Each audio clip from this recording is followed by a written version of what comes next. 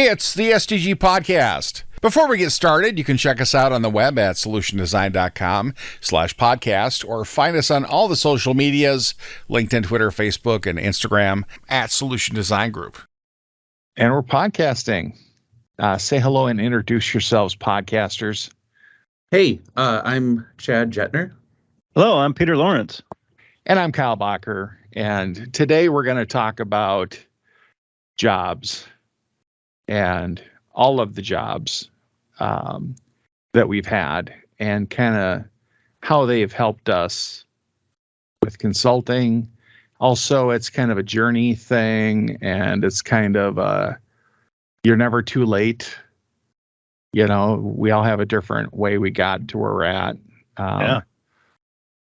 But we didn't all start at the same time in our lives. So at least I didn't. So I think the least amount of jobs that one of us has had is Chad. But you've had yes 4. Wait, Peter, how many did you have? I don't know, 12 or so. 12. So does that mean you worked for 12 different companies, or you had like... No. I mean, paperboy, waiter, warehouse, basement waterproofing, basement waterproofing? house moving, When did that happen? babysitter, all these. So these are like high school, college age. I only did waiter in high school Okay. and paperboy. Okay. But now you're a paper man. No, I am a paper You've man. grown up. And So it was not a real paperboy. It was a substitute paperboy, which is the worst of the worst. what was the last job you had before you rocketed into the tech biz and lit it on fire? Do we count teacher's assistant or do we go before that? Was it a tech role? Well, it was at college. Okay. We'll call TA a job. But out of college, your first real tech job, what was that? I'm a programmer, Okay. but it took me a while to place. get there. Yeah.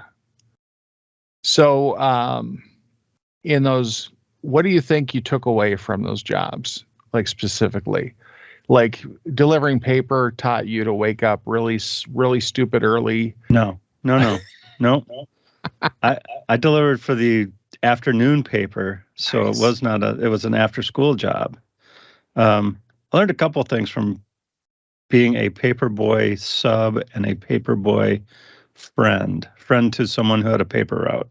Okay. Just because it seems faster doesn't mean that it will be faster. You Okay. should try it, but you should admit that you were wrong right away. Like, don't try it again. Don't think like, oh, we just did it a little bit worse. No. This was all about, the whole thing was get done as fast as you can, right? Because then you could go play. Right. So we tried really hard several times to come up with like, oh, we're going to do it on our bikes, right? Okay. You see, remember like Dennis the Menace and kids with their chucking papers at just the door. chucking papers, right? Yeah. It doesn't work. It's not a real thing. It looks good on TV. But Mrs. Smith and Mrs. Jones really want their paper tucked in their front screen door, and that's hard to do from a bike. Yeah. Well, then you have to roll them up and rubber band them too. Or fold them. Or fold them. Yeah. Yeah. Yeah. I did a paper route one time for a guy that lived up the street, and it was awful. You were smart enough not to sub more than once? That was it. I'm like, yeah, I'm not doing this anymore. I'm getting up at like 3:30 in the morning, having to bundle all the papers together. Like they're not all ready to go. You got to put them together, all the different sections. Chad, are you wearing beef gravy by chance? I'm just asking. His cologne is jerky. just a simple question. Not saying that there's a dog attacking him on the screen, but I don't know what it's been a long week. Waiting and, tables. Yeah. So you said you waited tables. What did that do for you? How does that translate into your tech job right now? That's as a customer consultant? service. That's customer service all the way. Yeah. That is learning to read people, learning that even though some people, let me put it this way, certain wait staff should not wait on some people because they can't handle it, right? Right. Yeah. They can't turn on the yes ma'am, no ma'am, I don't know what happened here, let me go fix it, all of that. Like, Right. can't do the bend over backwards enough for some people. Yeah. And other time, but if you start out and lean into it a little bit and get some of the early things right, some of the little things don't get looked at quite as closely. Right. So Was that your kind of your last gig? that was my first real job that got paycheck and tax return. Okay. That wasn't even real waitering. That was what I call amateur waitering. So like you're working at some kind of buffet or I worked at a retirement home okay. in the dining room. So I Okay. learned, I think the clientele were a little bit more picky, maybe a little bit more set in their ways. That hot tea water better be hot. It better, I don't want to come away without a blister when I touch that teapot because, I want it to hurt. Yeah. So, but the number of tables was like ridiculously low, like 4 a night. Okay. There were no tips. You were just waiting tables. But it's a good experience dealing with tough situations, being on stage, and things that you don't have control performing, over. Somebody else doing stuff. Or organizing things in your head, memory, all that kind of stuff. Mm-hmm. So Chad, your jobs, you said you had 4 or 6 or something. I did not have a lot of jobs. I had He just came onto the earth, programming from day one. yeah, I believe it. I didn't have much. I had out of high school I worked at, I don't know if you guys remember, there was a place called the Record Shop. It was in Brookdale, Ridgedale, Rosedale, all the shopping malls, right? The Dales. And it was a smaller version of Musicland, right? So like Musicland was Musicland / Sam Cootie. They were like really, they were huge. And then we were like the little sliver and slightly more, I don't know. So we were smaller. But the nice thing about that job is I got to listen to a ton of music, right? Like I got to learn everything about like every new release. And before that, I was primarily like just listening to, what was on the radio, Guns N' Roses. But starting there, we got to listen to all the bands that were coming through First Avenue, right? And then we'd get tickets and we'd be able to go to First Avenue and we'd be in all of these shows that we had no business going to. So like young Chad got to see Nirvana at First Avenue. Young Chad got to see Soundgarden and all of these like really, really great bands who at the time were just kind of starting out. Yeah. And then we got to see them and it was incredible.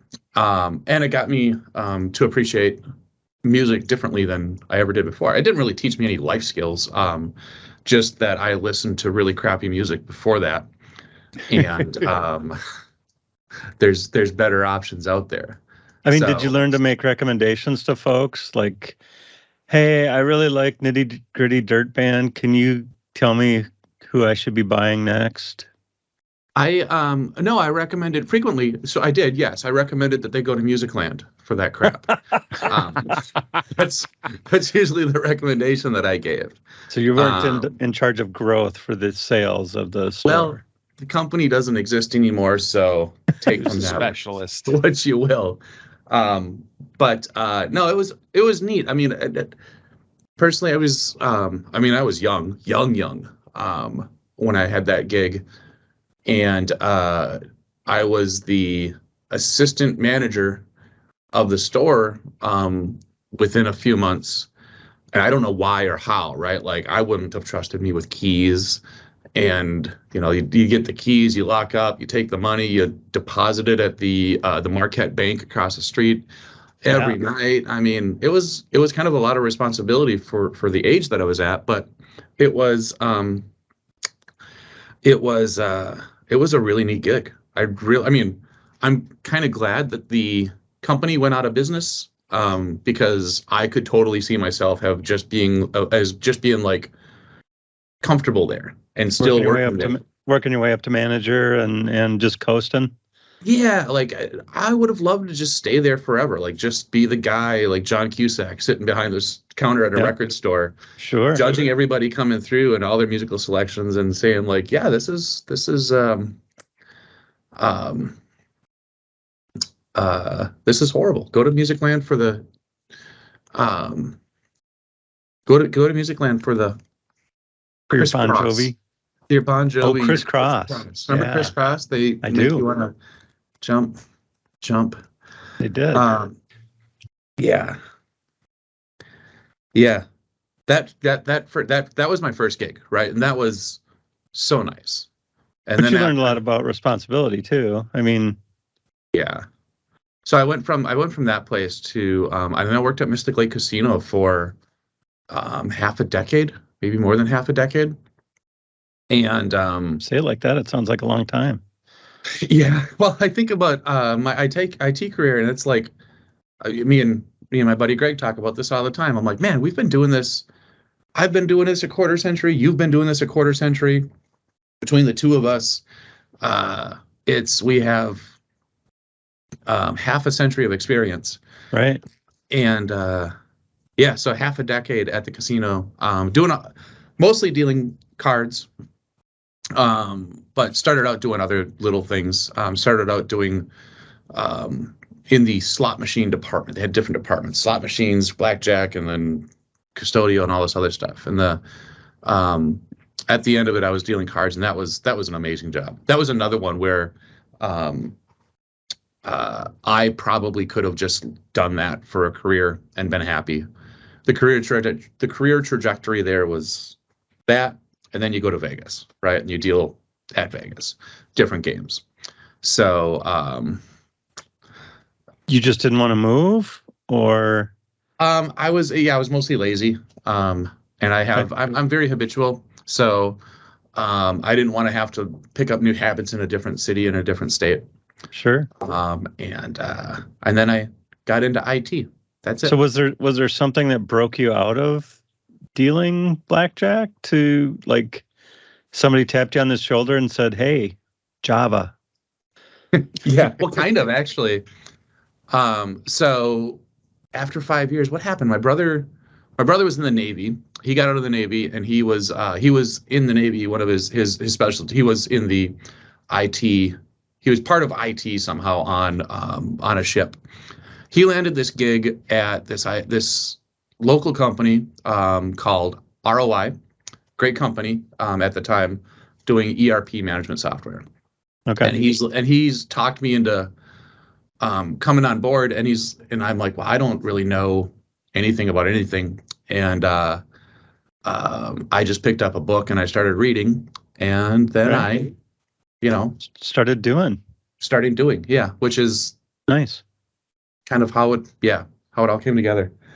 Literally just started doing things, and that was it. I mean, This is that's really that's boring. Is this the content that the people want to hear?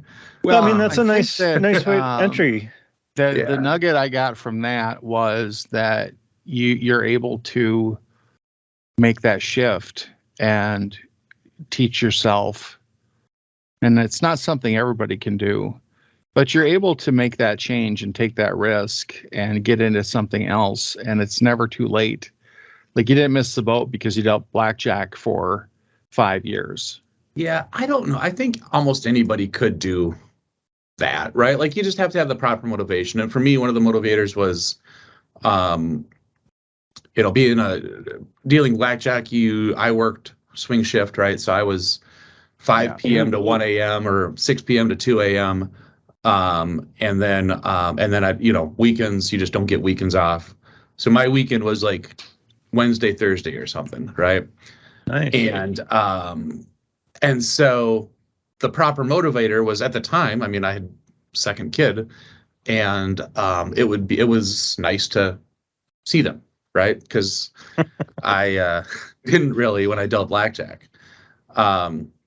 So for me, it was two things. One, I don't know that we realize how lucky we are as being like non-service industry people, non-retail, non-whatever, and having like a schedule like Monday through Friday. I work 6 to 6. That's not a thing for a lot of folks. And No. You The realize world is designed for the us. 9 to 5ers. Yeah, I have an appreciation for service industry folks specifically because of that now, because it sucks. Like, your weekend and society's weekends are completely different. And I lived like that for 5 years. And then even my day, right? Like, actually working swing shift was kind of nice because I had access to a lot of things during the day that, most folks didn't. But when I got off of work, I couldn't go to a bar. There's no happy hour after that, after that night. But it drives you to do more, to want more. I mean, it took me 5 years. And I didn't, honestly, at the time, I didn't even realize what I was missing, right? By not having all of it. Yeah. So I don't know that I was necessarily driven. Like I said, I could have been just that, and I would have been pretty happy, right? And it wasn't always a good gig, right? Because at the time, I mean, this was the 90s, and there was no smoking indoors was still a thing. So I was at the casino getting, literally probably smoking 6 packs a day through all the second hand stuff. And then you go down to the break room and it's even worse.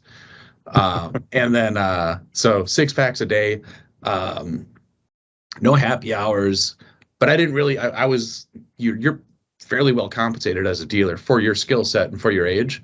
Like, we made pretty decent money. But the work environment was horrible. The people were very rarely happy.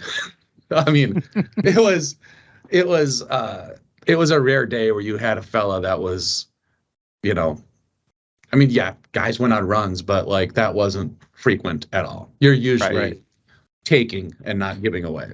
So based upon the odds, the house always wins, and you're playing the house and the other people were not. So, and the thing that people don't get, like, it's almost 50-50, right? Right. I just have, as the house, I have more money than you, right? So you're going to win half the time, but eventually the house, that 0.5%, or I think with blackjack, the odds at the time, based on, like, we were we were doing 6 decks, right? So your odds, the more decks that are in there, your odds are worse. Right. And so, like, we were taking, I don't know, I think it's 53%. So you still had, I mean, if guys would walk away, they could win, you could win good money. Yeah. But if you stayed there if you put in an 8-hour shift in front of me, I'm probably going to take all your money, right? Like, there's no chance. The first time I went to a casino, I played blackjack at a $5 table, and I had read a bunch, did some studying, and I was doing progressive betting, and I got up to about $250 from starting with 25. Nice. And the dealer looked at me, because I had told him it was my first time. He looked at me and he goes, "You done pretty good. You know what I'd do if I were you?" And I said, "No." He said, "I'd leave. Otherwise, it's all coming back." Right. So I flipped him a $5 chip and went and cashed out and went home. Wow. Because I figured he knew more than I did about the whole situation. So What's Yeah. his name? Chad?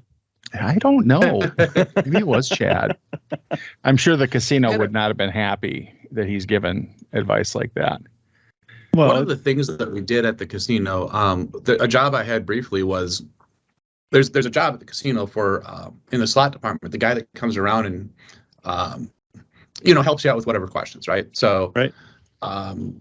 Explaining the machines to folks, like that's I did that for a little bit, and then if you win a big jackpot, going to the guy, collecting their tax information, right? And they got to fill out a 1099. I think this is what it was. If they win a certain amount, and then getting all that processed, and then if they win a lot of money, you actually have to open the machine, validate all the chips, look for the security tape, make sure that everything's like right and proper. And that was a neat gig for a while. But the people and the people you deal with in those situations were much nicer than blackjack, right? Because they're not sitting right in front of you, just feeding you money. right. I usually saw people either where they had a question or Won a big they jackpot. just won a lot of money and they're exceptionally happy. So Right. the highest payout I've ever given was I gave somebody won $250,000 once. Wow. Oh my. And they were pretty happy about that, obviously. And when it's like that, we pooled for those things, we pooled our tips. And nice. so that guy, $250,000, I think he gave us like $5,000 in tips. Oh wow. So our shift had a really nice, Yeah. a really nice night. But other times, like other dudes, like we've had multiple $50,000 payouts or $100,000. Those guys might not tip any, like they might give you like $20 or something, right? Like, Yeah. here's 20. One guy won 50 and gave. There was a girl that did the same job I did. He won 50 grand and bought her a diamond ring so that she couldn't share it, and that was great. Wow. Very generous. Very generous. I think it came with a proposal that she said no to, but it was she kept the ring.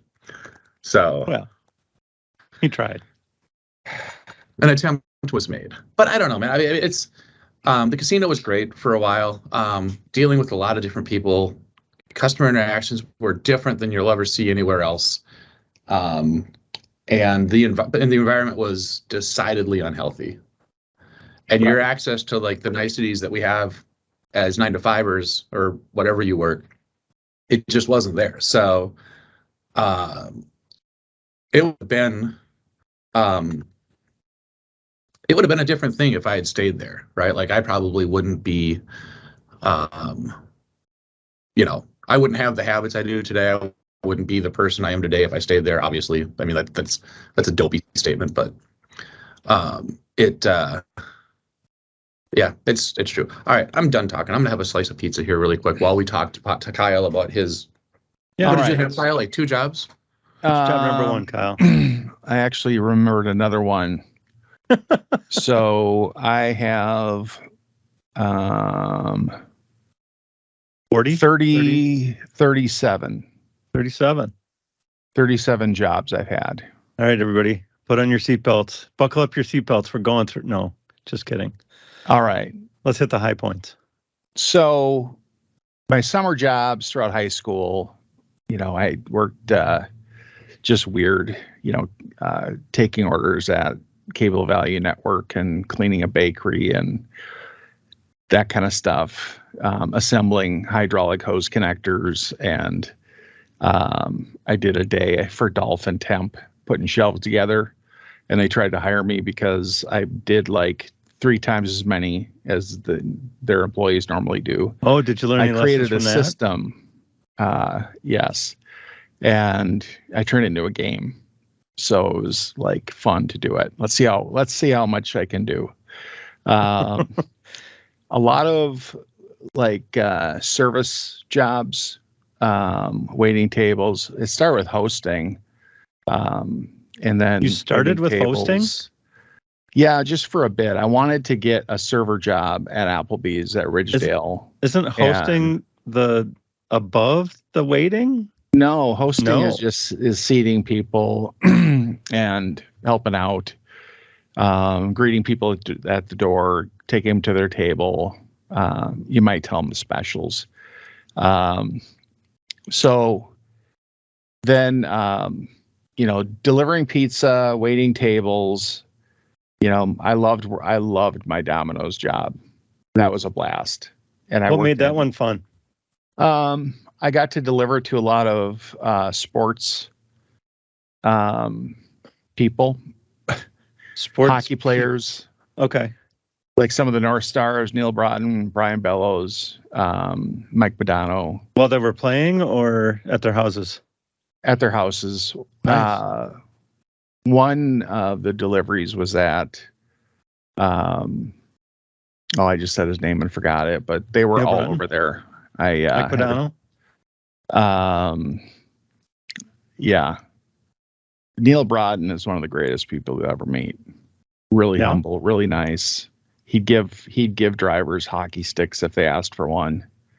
I never asked for one. I should have.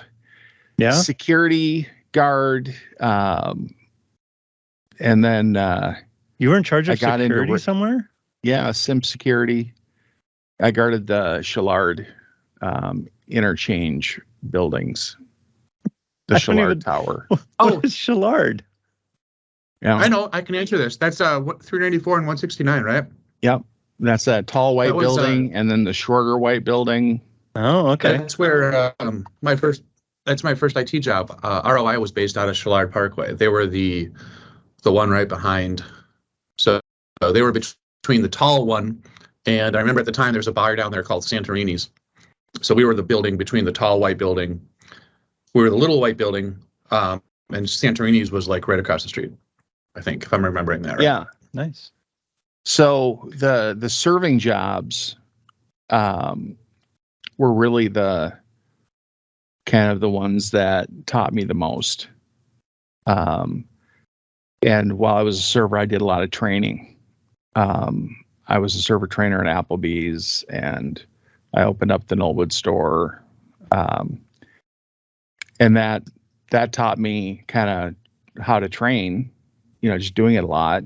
The customer service side, sense of urgency, hustle, like getting stuff done, driving,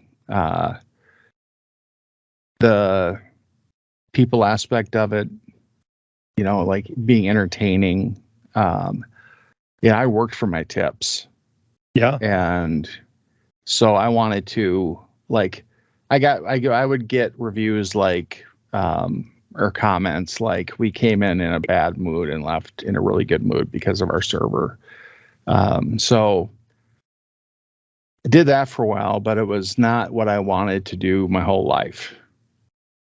I Okay. was like, I can't, and I was just wondering like what I was going to do. Then I discovered the internet and computers. I've What heard of year? those things. And What year was this, Kyle? the year was 1996. And so I think I was, your first ISP? my first internet service provider was AOL. Okay. All right. Yep.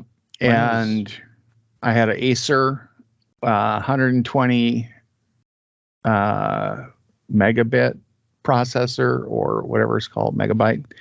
Megahertz, yeah, cycles.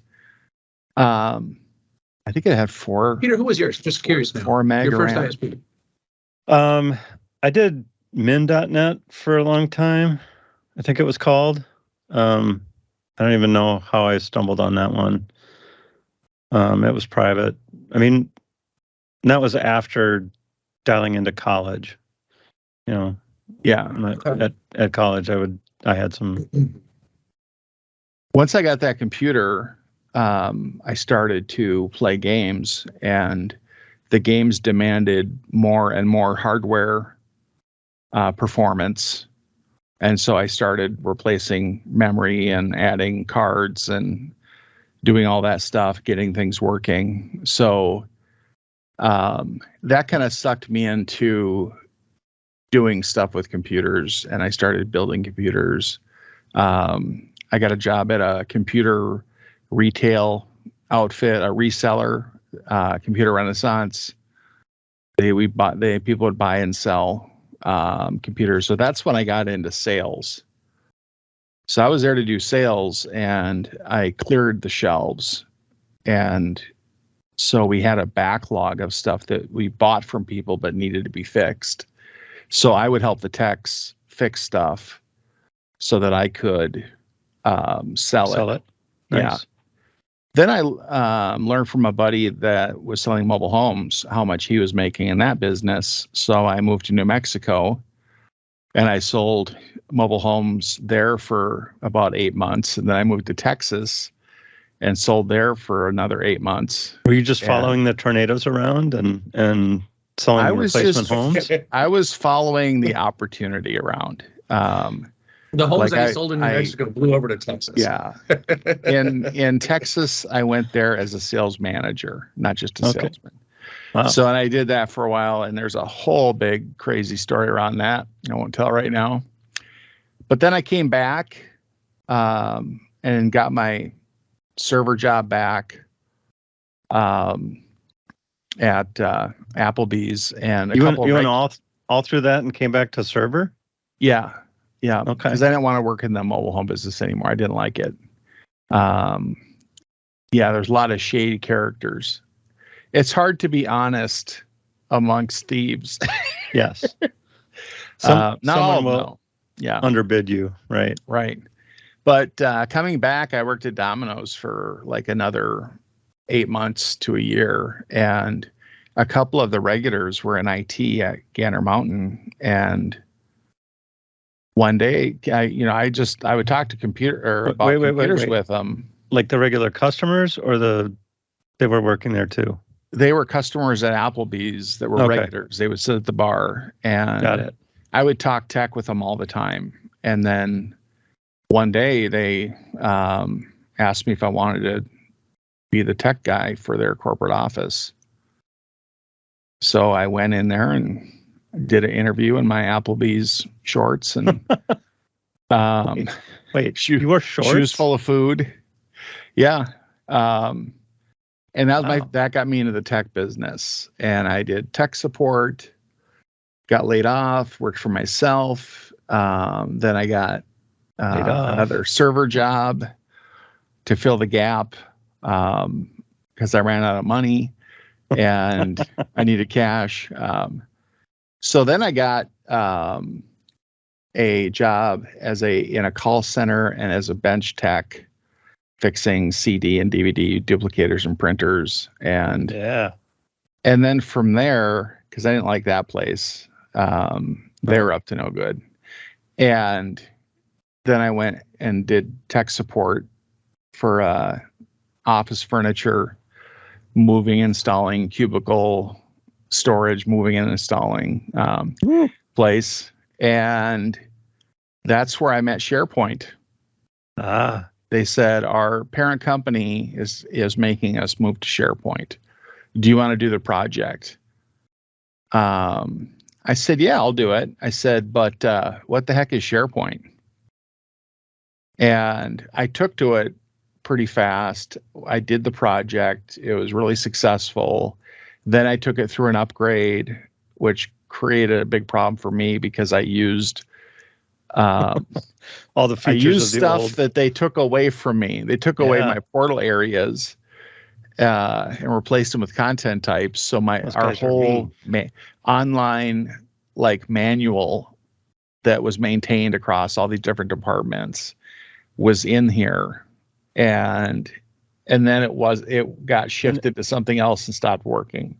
So I spent 48 hours pretty much straight drinking coffee, fixing it. But then I left there, and because tech support, I kind of hit a ceiling. Like I didn't feel there was anywhere to go in that company. And I didn't want to do that. I wanted to like do SharePoint. And so I got a job as a SharePoint consultant at a place that did consulting and training. And then I got, after doing that for a couple of years, I got the job at SDG. Yeah. Then I took a 10-month hiatus, worked for the county, and then I came back. And yeah, I'm here You now. tried to fix it from the You'll inside. never be rid of me. I'm never leaving because I love this place. So You're never, through wait, all you're of never leaving that, SDG? what? You're never leaving SDG. No, I have no plans to ever leave. And I will dodge every promotion they throw at me, which will be 0. So it'll be easy. No, through all that, moving, one of the reasons I had so many jobs is like I was stubborn and Oh yeah. I had no fear of quitting. So things would happen that I wouldn't like, and I would be like, okay, I'm out of here. Yep, you yelled at me in front of like 15 other employees about something. I don't like being yelled at. See you later. Just stuff like that. And, you kind of create that habit, and you have this trail of like never working at places for more than a year or two. And then you're like, okay, I can't do that anymore. I got to just stick with it. And so I did. I had some tough projects, and, it's like you just want to escape sometimes when things are going really rough. But I tell you what, hanging in there, sticking with it on those projects, and then succeeding and finishing and getting through that, those are the projects I'm most proud of. Right. Those make the difference. Yeah. But I started that path of learning well before I got into the biz. Right. I had built computers for all my friends and family and was tech support for all of them. I was tech support for the music store downstairs and the bar. And so I was doing all of that. And you learn a lot. And, I'm glad that Windows and Microsoft products and things like that are imperfect and difficult and need people that, do that for a living. That are willing to dig into a problem and keep Yeah. going until it gets fixed, right? Yeah. It's you learn your niches and what you like and what you're good at. And Did you just say Microsoft products are imperfect? yes, Is that what I heard? Is that that feels like because they're moving so fast. It's like, Oh yeah. You got to drop a new version every year. So, and then now that we're in the cloud, it's a totally new game. It's service management. Right.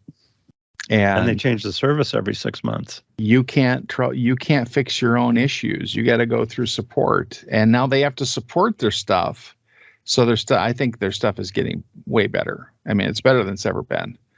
I like it. But I'm jaded because I did SharePoint consulting for 12 years and Office 365 stuff. So yeah, I love all of it. And it's imperfect, but it's trying to serve a wide audience, trying to be innovative, trying to get things out fast and improvements. And I mean, they're like, and then there's all the security stuff in the back end and all the Azure stuff they're doing. And yeah, it's, Exciting times. I'm amazed it works as well as it does with how much there is going on. And some of these tools are really cool.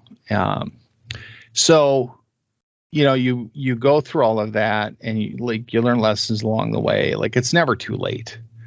Like, you don't know what the future brings. But you got to start, and you got to find things you're interested in. So if you want to do tech stuff, if you want to do programming, development, low code, whatever it is, or even on the, project management side of things, project delivery, product management, there's all these different ways you can engage, and getting your foot in the door, I think is possible. I think you can find that first step that'll start you down the path that'll get you to the thing that you want to do. I mean, even though you got sort of offered your first job at a bar that you were working at, I suspect that you would have made it there on your own eventually too, right? I would hope so. Yeah. I knew I could do the tech stuff. Right. Like, okay, I can take this apart and put it back together and fix it and all of that. But it was cool. They gave me a lot of autonomy to, for how I was going to run tech support. Right. So I got to develop my own ways of doing things. And so I bet I had a guy that worked under me. I was the lead. And so we managed our tasks like a baseball team, in the dugout, on deck, at bat. And prioritization, batting order, and it was kind of like a Kanban that we did. Right. It is a Kanban. Yeah, absolutely. And then you kind of develop a philosophy and a personal code of honor because you are an admin. You do have access to things. And you're working on people's computers. And yep. So you really have to, be honest. Chad, you've been an administrator before, right? I've done. You've had administrative credentials before on major systems. Yeah. I mean, in a bunch of different capacities. I've done network administration and right. Not really sysadmin type stuff. But if you wanted to, you could delete the whole farm and walk away, right? It's one of my favorite stories. Is my last gig. I didn't intentionally delete the whole farm and walk away, but I did set up database replication incorrectly and wipe out an entire production database because we were pointing at the wrong primary and said, hey, look like this guy, and this guy that we wanted it to look like was an empty database, which was an incredibly fun exercise and terrifying. Yeah. But like Kyle was saying, and Kyle, you keep going, you do learn, even though you have that ability to wreak havoc intentionally if you choose to not do that, right? Right. Yeah, you could get to something that has information that you're not supposed to look at, you're not supposed to know, right. Which is fine. And I don't look at it. I don't even really look at the stuff people have in their cube when I'm sitting at their computer. I don't really look through their computer. I just look at the issue that I'm fixing. Right. But you learn how to become more efficient. You learn how to innovate your job. Okay, now we're going to start imaging. Now we can image multiple systems. Now I can set up a thing where in our training room, I can image the whole thing after the, to do a whole reset. And I have all my apps and I have my standard images and I've got my Dell certification so that I can do warranty repair work on our own stuff and removable batteries. Back in the day. Yeah. So there, you learn so much along the way, and maybe you're not doing those exact things, but you still kind of carry all that with you. Right. And now I'm doing kind of a hybrid of a number of jobs. So it's it's hard to what do you do?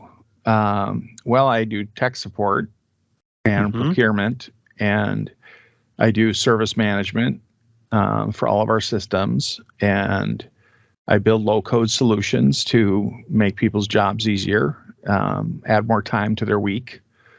I maintain everything, sign up. I mean, it's just, there's such a variety of the stuff that I do. And I love that I can cross all these different platforms and technologies and have enough of a grasp and know them enough to use them. I learned early on that it's really important to use to know how to use the apps that you have to use. As a server, you have to learn their POS system and where everything is. Right. And so every server job I got, my focus was learning that computer. I didn't really need to learn how to like walk over to a table and take an order and check back on. I had all that down to a science. But it was you learn that system really well. And then I would become the trainer after a while, because people would come to me with questions, and I was tech support before I was in tech support and didn't even know it. Oh yeah. Yeah. So I love service jobs. I love to serve and be in that like supporting role, propping people up, solving their problems. I think it's I don't want to like pump it up too much. I think it's a special calling. But it is. It's like I'm kind of drawn to it. It was a skill. I really like people. And that helps with consulting, right? And yeah, while there are people that cannot wait tables because they don't have the temperament for it, there are people that cannot consult for the same reason, right? Yeah. It's, and it's not wrong. I mean, they're not flawed. Like, no. There's stuff I can't do. Right. I would support all the C-level people at Gander, and I go into the CEO's office, and he'd get up and sit in one of the guest chairs, and I'd sit at his desk, and I'd say, "I'm the only one that can do this, right? You don't let anybody else sit at your desk." He's like, "No, you're the only one." I'm like, "All right." And then I'd say something like, "Well, I guess you're wondering why I called you in here today." That's right. It's just not working out. So we're gonna have to. I learned a ton. I learned a ton from him and from those people I supported. Because as I'm working on their computers, we're chatting, right, and getting to know each other. And it's weird when people have computer problems and they come to you. The first thing they do is trash themselves for 5 minutes. Oh, I'm so stupid. It's like, no, you're not. You just don't know this thing. Or you just made a mistake, or it's just happened. Like, I don't work with any stupid people. I haven't met many. What about consultants when they bring you a broken laptop? I fix it. They blame the laptop, or do they blame the? Our philosophy is that we insure ourselves against stuff like that. So accidents happen, and the punishment that they pour upon themselves on their own heads, the punishment of the guilt they feel is plenty. I don't have to add to it. I try to diffuse it. Like, it's, stuff happens. I'll replace the screen. It will never be the same. That bezel will never go back on the same way. But it's like, oh yeah, we'll get you a new Mac. That's fine. Stuff happens. We'll just try to use it as a trade-in for the next one. There you go. Those are the funny things. It's I really encourage like younger people and older people alike to open themselves up to possibilities that they can change, that they can get into this type of work, or something different. something better. But not everybody, not everybody can. And so it's like, it's not an answer. It's not a snarky answer, like the whole learn to code meme or whatever became kind of snarky. Like somebody didn't like their job and they got hired. There's so much, like, it's not just coding. There's so many facets to working in the tech world. Business analysts and QA people, there's a lot in there to where people can probably find some way to fit in with that and something to do and find their niche. And then once you do that, you're exposed to a lot of different things. Yeah. And you can kind of offshoot into that direction. But if you work, the key is trying to shine, work hard and stand out and, don't cause issues. That all helps. All those soft skills help. Getting beat up by people when you waiting on them, like that all makes you better. Learning to take it, learning to not react to it, not to take it personally. And learning to shift it and change it and change the story a little bit, right? Yeah. But like we're all here, we all work for SDG now. And we all came from really different backgrounds. A lot of different stories on the paths to SDG, that's for sure. Yeah. I learned to play guitar in my 40s. It was something I kind of wanted to do my whole life and thought I had missed the boat on. I thought it had been too late. And then this guy at the bar kept badgering me to go over to his house and play. And I finally got sick of being badgered and took him up on it. And the rest is history. Yeah. Now I am a bad guitar player. Now but you're a Midland guitar player, right? The key is guitar player is in that title. Right. Very true. Yeah. Chad, parting thoughts? Are we at parting thoughts? Yeah. Read a book. That's it. Yeah. I don't buy into the fact that anybody can be self-taught, right? Just need a proper motivation. That's it. I don't know, Kyle. That's a crappy parting thought. How about this? Being a blackjack dealer in the 90s was horrible. Probably a nicer gig today. Actually, if I had that same gig today, I'd probably still be there, right? Because a lot of the health hazards don't exist anymore.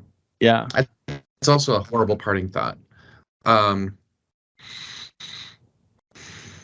So far, the current season of Mandalorian is uninspired. That's my parting thought. I'm incredibly disappointed. All right, I've got a better parting thought. I'm waiting till they're all out. I'm not gonna watch them until they're all available. So Yeah, I'm not doing that. But don't spoil it. My parting thought is that if it's something that you think you want to do, you should try. And whether that's picking up a book, doing an online class, doing something about it. If you are happy using a computer, building a computer, doing anything with computers, you're probably going to be able to fit in eventually at SDG. Yeah, I think, my parting thought, you see all these pictures of a cubicle and a meme, talking about how horrible, like that's your life now, being in that cubicle and office work and that kind of stuff. And it's like, maybe for some people it's like that, but it doesn't have to be. Like, it can be fun to work and sit it can be fun to work at a job and where you have a cubicle and you sit and work on your computer. I just never felt like I made a bad decision by doing that. I never felt trapped. I always felt like a free agent and my own advocate, which is why I would just be willing to do something different. I think it's that whole cubicle thing is strange to me because I mean, right now I have 4 different desks, right, for my current role. I have 4 different desks in 2 different states, and it's if I'm spending my day at my cubicle right now, like that's a bad day, right? Like, so I kind of agree with half of what you're saying, Kyle. Like the cubicle thing, don't be afraid to sit in a computer, sit in a cube and write code or configure or whatever the heck we do in cubicles these days. But man, if I spend my day at my cubicle, I've probably failed that day. I spend the vast majority of my day. Most people aren't sitting in their cubicles all day long. Yeah. Right. Yeah. Yeah. You're like, but when I'm in my cubicle or my office or wherever, I'm lost in work.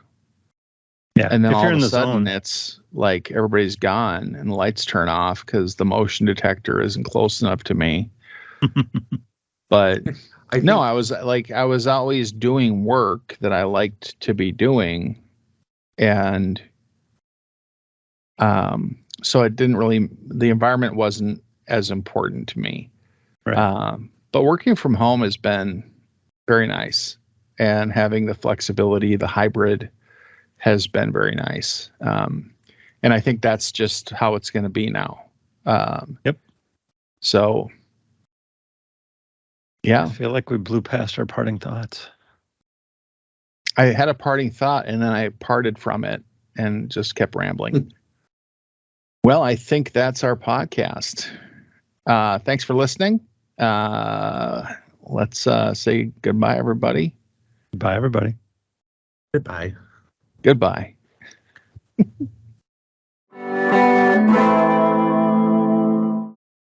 Solution Design Group is a digital product consultancy in Minneapolis. Check us out on the web at solutiondesign.com or look for us on Facebook, Twitter, LinkedIn, and Instagram at Solution Design Group.